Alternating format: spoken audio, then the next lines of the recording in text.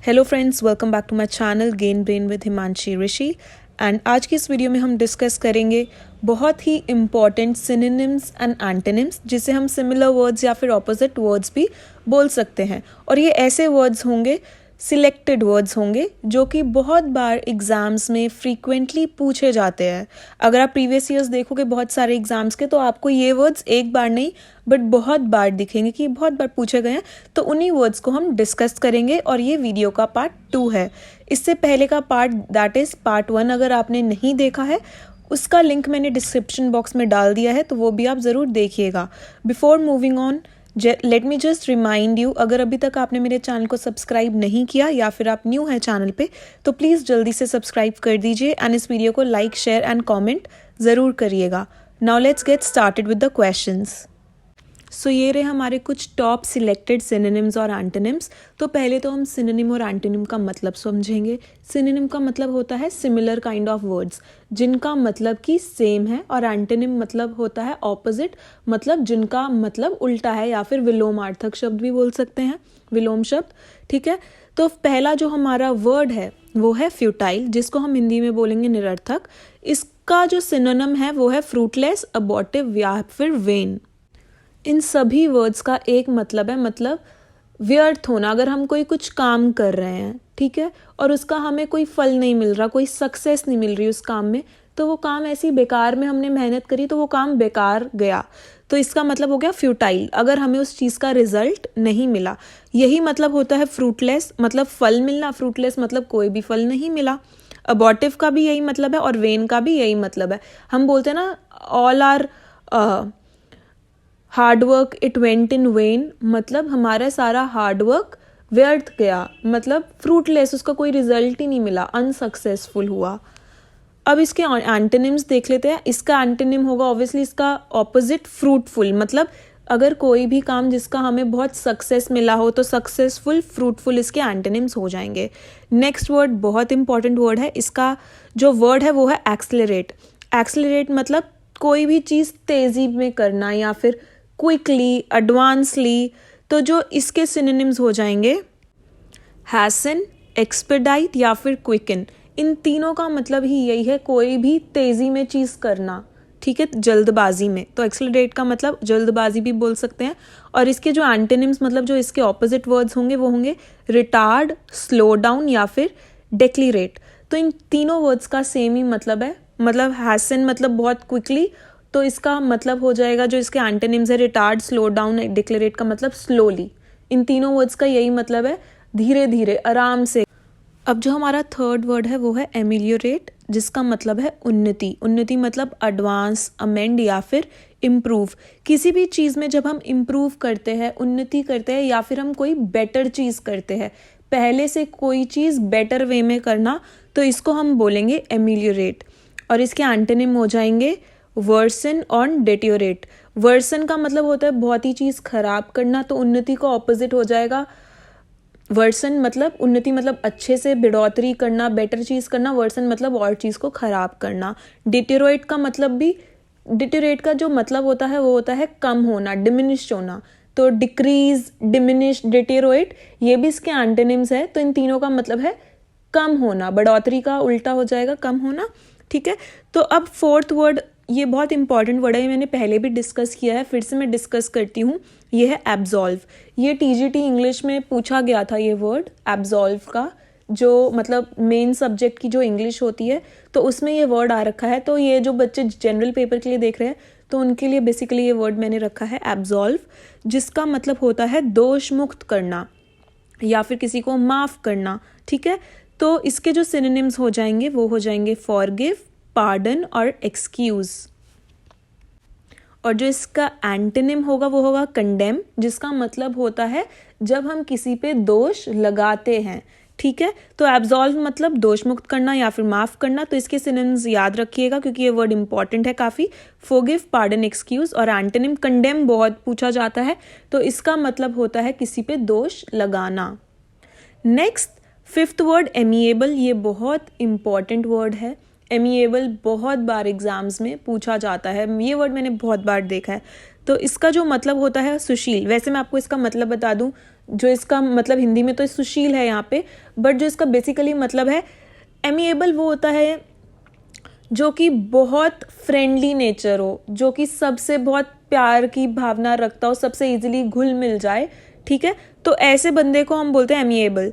तो इसका जो हो जाएगा लवेबल, फ्रेंडली और अग्रीएबल, जो हर किसी की बात बिना डिसअग्री करे मान जाए, इजीली जिसको मनाना हो, फ्रेंडली नेचर का हो, तो ऐसे पर्सन को एमिएबल बोलते हैं। और जो इसके एंटोनिम्स हो जाएंगे वो हो जाएगा हॉस्टाइल। हॉस्टाइल वर्ड बहुत इंपॉर्टेंट वर्ड है, हॉस्टाइल भी बहुत पूछा जाता है एग्जाम में। तो देखते हैं कौन कौन से एंटोनिम्स है, काफ़ी सारे हैं। हॉस्टाइल, अलूफ, डिसअग्रीएबल, हेटफुल या फिर डिटेस्ट। तो हॉस्टाइल और डिटेस्ट बहुत इंपॉर्टेंट वर्ड्स है। डिटेस्ट और हॉस्टाइल दोनों एग्जाम में पूछे जाते हैं। इन सभी वर्ड्स का जो मतलब है वो सेम है, मतलब किसी से हेट्रेड रखना, ठीक है, किसी के प्रति नफरत रखना। तो एमिएबल मतलब बहुत ही लवेबल, फ्रेंडली नेचर, और इसके एंटोनिम्स हो जाएंगे डिटेस्ट, हॉस्टाइल, हेटफुल, मतलब किसी के प्रति नफरत रखना, ठीक है। इस वर्ड को ज़रूर ध्यान में रखिएगा, इंपॉर्टेंट है।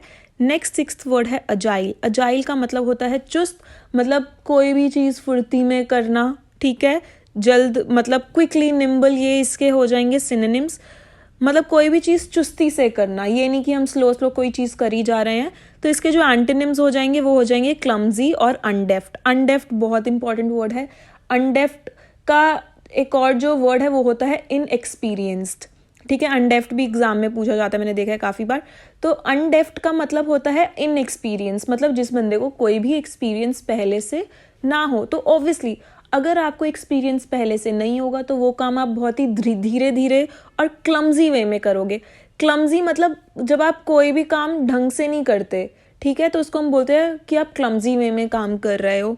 तो अजाइल के जो सिनोनिम्स हो जाएंगे वो हो जाएंगे क्विकली और निम्बल, और जो इसके एंटोनिम्स हो जाएंगे वो हो जाएंगे क्लमजी और undeft. Next 7th important word is boisterous. ये वर्ड मैंने दोबारा से रिपीट किया है बिकॉज बहुत इंपॉर्टेंट वर्ड है, so that you don't forget, इसलिए मैंने रिपीट किया है। तो 3 वर्ड्स मैंने रिपीट करे हैं, बॉयस्ट्रेस, गैरिलेस और एक एब्जॉल्व, जो हम ऊपर डिस्कस कर चुके हैं। तो बॉयस्ट्रेस का मतलब होता है उधम मचाना, मतलब काफ़ी शोर शराबा करना। तो जो इसके सिनोनिम्स हो जाएंगे वो हो जाएगा नॉइजी और स्टॉमी। और जिसके एंटोनिम्स होंगे, मतलब जो इसके विलोम शब्द होंगे वो होंगे काम और क्वाइट, मतलब काफ़ी ही शांत, पीसफुल, क्वाइट। तो ये सब इसके एंटोनिम्स हो जाएंगे। नेक्स्ट वर्ड बहुत इंपॉर्टेंट है, एवर्जन। एवर्जन का मतलब होता है किसी से घृणा करना। तो घृणा का मतलब भी यही होता है किसी को नापसंद करना, ठीक है, या फिर किसी से हेट करना। तो जो इसके सिनोनिम्स हो जाएंगे वो हो जाएंगे हॉस्टिलिटी, हेट्रेड, लोदिंग, डिटेस्ट या फिर डिस्गस्ट। ऐसे ही कुछ वर्ड्स अभी हम ऊपर डिस्कस कर चुके हैं। तो इन सभी वर्ड्स का मतलब है किसी से घृणा करना, किसी को नापसंद करना या फिर किसी से नफरत करना। तो डिटेस्ट और लोदिंग और हॉस्टिलिटी, ये तीनों वर्ड्स बहुत इंपॉर्टेंट है, एग्जाम्स में बार बार पूछे जाते हैं। और जिसके एंटोनिम्स हो जाएंगे वो हो जाएंगे लाइकिंग, फेवर, एफिनिटी या फिर फॉन्डनेस। तो ये जो सारे वर्ड्स का मतलब है किसी को पसंद करना, ठीक है। तो इसके आप सिनोनिम्स और एंटोनिम्स दोनों ही याद रखिएगा। एफिनिटी बहुत इंपॉर्टेंट वर्ड है, न्यू है काफ़ी लोगों के लिए। तो एफिनिटी का मतलब होता है किसी को बहुत पसंद करना। नेक्स्ट 9th वर्ड है ऑडिसिटी, जिसका मतलब होता है धृष्टता, मतलब बोल्डनेस, करेज, इम्प्यूडेंस, वेलर, हीरोइज्म या फिर डेयरिंग। तो पहले मैं आपको मतलब बता देती हूँ। ऑडिसिटी का मतलब होता है काफ़ी करेजियस इंसान, मतलब जिसमें काफ़ी हिम्मत हो, काफ़ी स्ट्रांग हो, और वो काफ़ी हिम्मत, चाहे ना भी स्ट्रांग हो बट वो काफ़ी हिम्मत रखने वाला हो, ठीक है। चाहे कुछ भी, कैसी भी सिचुएशन उसके सामने आ जाए, वो उसको हिम्मत रखता हो फेस करने की। तो इसे हम बोलेंगे ऑडिसिटी। अब जो इसके सिनोनिम्स है बहुत इंपॉर्टेंट है, बार बार पूछे जाते हैं। स्पेशली हमारा ये वर्ड हो गया एक तो इम्प्यूडेंस और वैलर, तो ये दोनों वर्ड्स काफ़ी इंपॉर्टेंट है। और भी वर्ड्स देख लेते हैं, बोल्डनेस, करेज, इम्प्यूडेंस, वैलर, हीरोइज्म, डेयरिंग, ये सारे इस वर्ड के ऑडिसिटी के सिनोनिम्स हैं। और जो इसके एंटोनिम्स है वो होंगे कावर्डिस, टिमिड या फिर वीक। टिमिड भी बहुत इंपॉर्टेंट वर्ड है। टिमिड का मतलब होता है वीक, काफ़ी डरा हुआ इंसान। तो कावर्डिस, टिमिड, वीक तीनों का यही मतलब होता है, काफ़ी डरा हुआ या फिर आप सिचुएशन को फेस करने के लिए हिम्मत नहीं रखते। नेक्स्ट 10th वर्ड अभी एग्ज़ाम में पूछा गया था, ये आई गेस ये एचटेट के एग्ज़ाम में पूछा गया था जनरल इंग्लिश में, क्रेडिबल। क्रेडिबल का मतलब होता है जो बंदा विश्वास करने लायक हो। तो जो इसके सिनोनिम्स हो जाएंगे वो हो जाएगा बिलीवेबल, प्रोबेबल, प्लॉजिबल और ट्रस्टवर्दी। इसके एंटोनिम्स होंगे, मतलब जो बंदा विश्वास करने लायक ना हो, तो जो इसके एंटोनिम्स हो जाएंगे अनबिलीवेबल, डिसऑनेस्ट या फिर अनट्रस्टवर्दी। सो इसका सिनोनिम एक ऑनेस्ट भी हो सकता है। Next very important word tranquil. Tranquil भी आपने एग्जाम्स में देखा होगा, अगर आप बहुत सारे एग्जाम्स देते हो तो ये वर्ड आपने देखा होगा, एग्जाम में पूछा जाता है। ट्रैंक्विल का मतलब होता है शांत, ठीक है, काफ़ी शांत स्वभाव का है, हमने सुना है।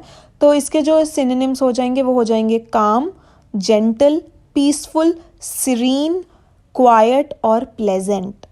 सीरीन बहुत इंपॉर्टेंट वर्ड है, ठीक है। सीरीन का मतलब होता है काफ़ी शांत, जो आपको अच्छा लगे, ठीक है।